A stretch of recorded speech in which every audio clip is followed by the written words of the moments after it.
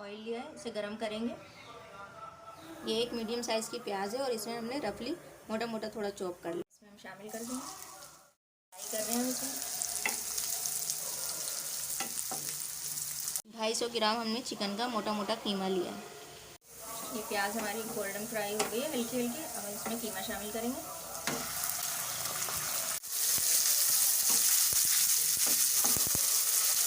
ये कलर इसका वाइट हो चुका है। अब हम इसके अंदर अदरक लहसुन डालेंगे। ये नमक लिया है हमने टेस्ट के हिसाब से। 20 से 25 हरी मिर्चें लिए, इन्हें भी बारीक चॉप कर लिया। हरी मिर्चें डालेंगे,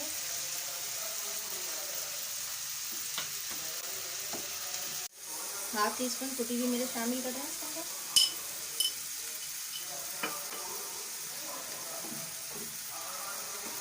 दो मीडियम साइज़ के टमाटर लिए हैं, इन्हें भी बारीक चॉप कर लिया। अब इसमें टमाटर शामिल कर देंगे।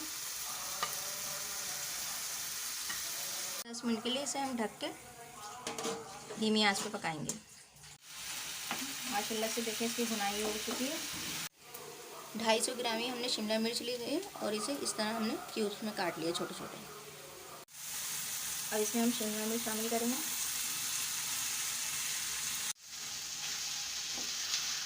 अब इसे मिक्स करेंगे हम और 5 से 10 मिनट के लिए दम पे रख देंगे ताकि शिमला मिर्च थोड़ी गल जाए।